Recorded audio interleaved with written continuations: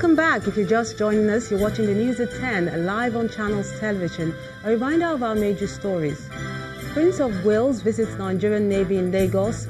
Chief of Naval Staff offers assurance that the service is well positioned to protect Nigeria's territorial waters. Allegations of the federal government's use of social intervention program for political purposes sparks rowdy session in the Senate. Governor of Taraba State, Darius Ishaku, sues for peace amongst residents as he compensates victims of Mambila Plateau violence. And Democrats take control of U.S. House of Representatives in midterm elections.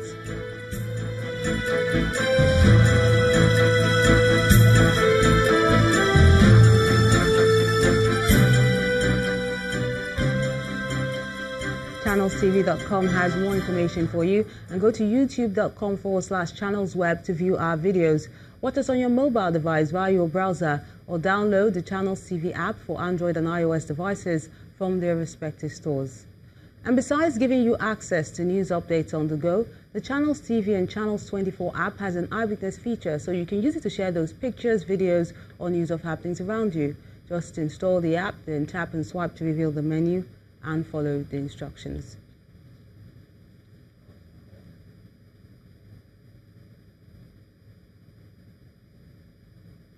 With the recent restoration of peace on the Mambila Plateau in Saldana local government area of Taraba State, Governor Darius Ishaku is appealing to the residents to live in harmony. The governor explained that the only way the state can be developed is for the people to learn to accommodate each other. He was speaking in Gembu, the headquarters of Saldana local government area, at a stakeholders meeting.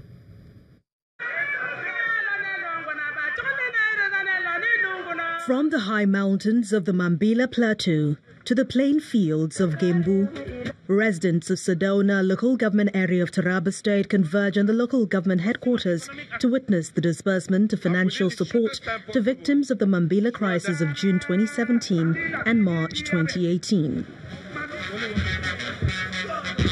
The traditional ruler of Mambila speaks on the peace-building process of the state.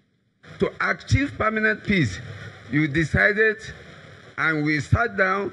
I told you that the land is too large. You said the best thing we have to do is to establish more chiefdoms to achieve perfect peace. And this you have done. Your Excellency, we are immensely grateful to you. Apart from this, because we are already the model of peace, we have started seeing developmental projects coming in, just as you have promised that if we give you peace, you are going to give us development. We have started seeing the upgradement of our hospitals, our IGMB, and so on.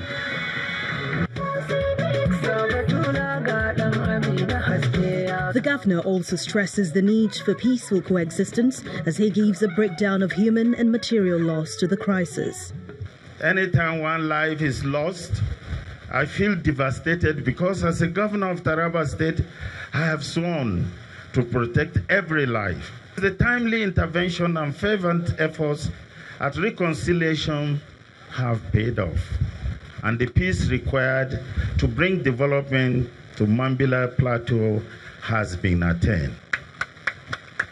It is also significant for the people of Mambila because now normal life has been restored and those affected by the crisis will begin to build their lives again. And then came the presentation of checks to some of the victims. With the presentation of checks to some of the victims, Governor Ishaku expresses optimism that residents of Taraba State will continue to live in peace and harmony. From the north, let's move to the south.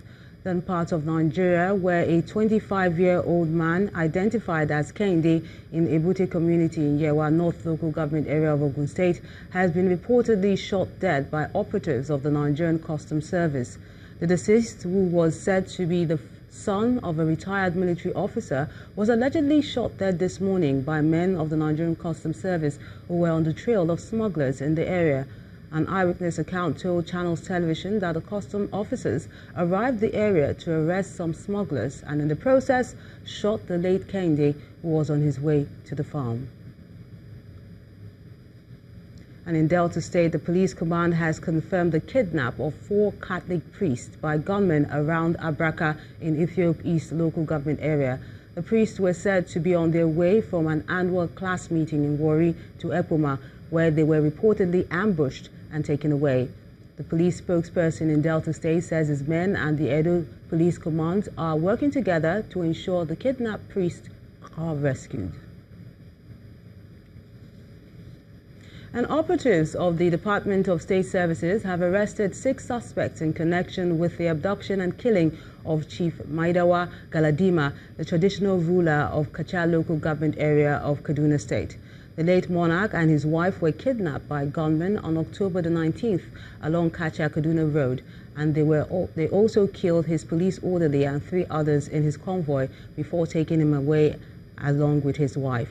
Lining the suspects before journalists at the Kaduna State DSS Command, the State Director, Mahmood Nji, said the suspects were tracked and arrested at different locations in Kaduna and Plateau State. Immediately after Galadima's body was discovered, this service tracked and arrested 6 members of the syndicate at different locations in the state. During preliminary interrogation, they made conclusive statements about their involvement in this crime.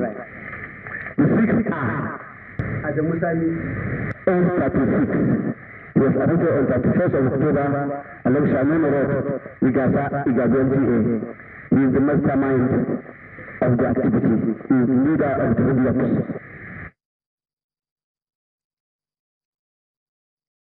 From security to legal matters now, a Kaduna State High Court sitting in the state capital has refused to grant bail to the leader of the Islamic movement in Nigeria, Sheikh Ibrahim El-Zakzaky, and his wife.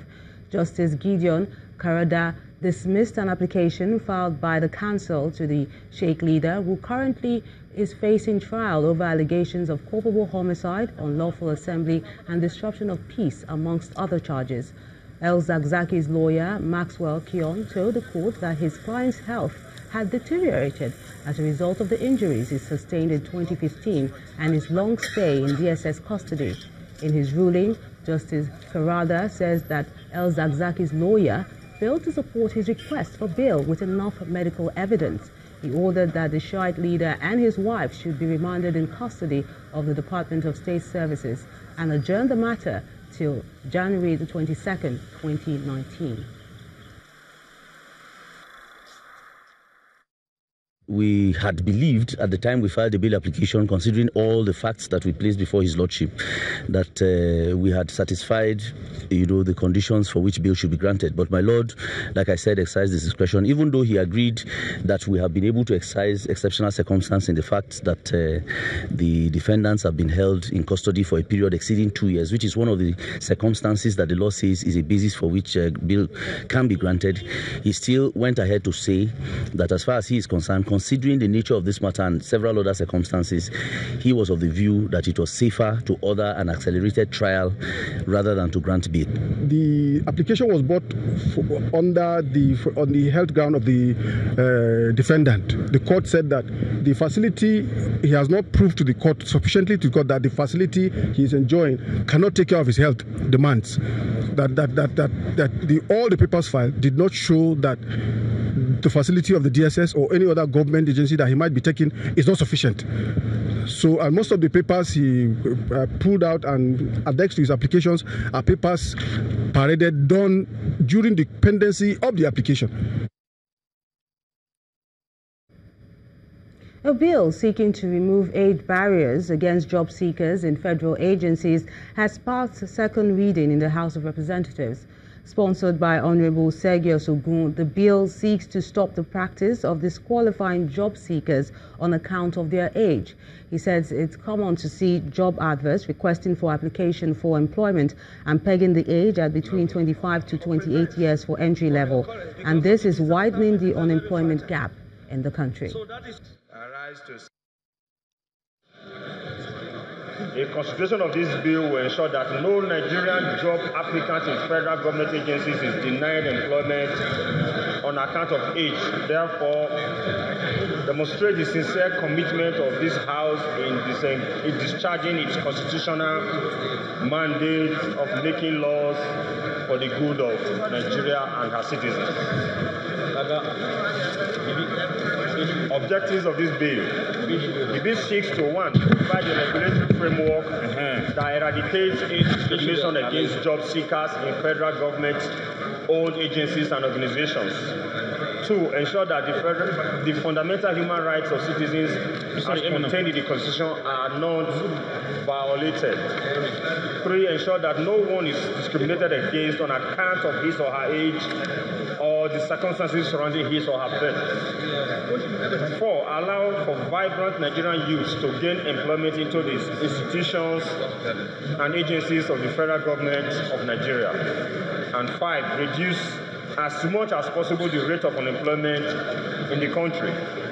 Content structure of the bill. The bill has 6 clauses.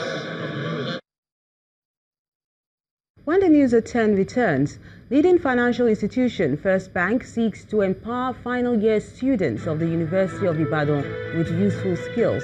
Join us again.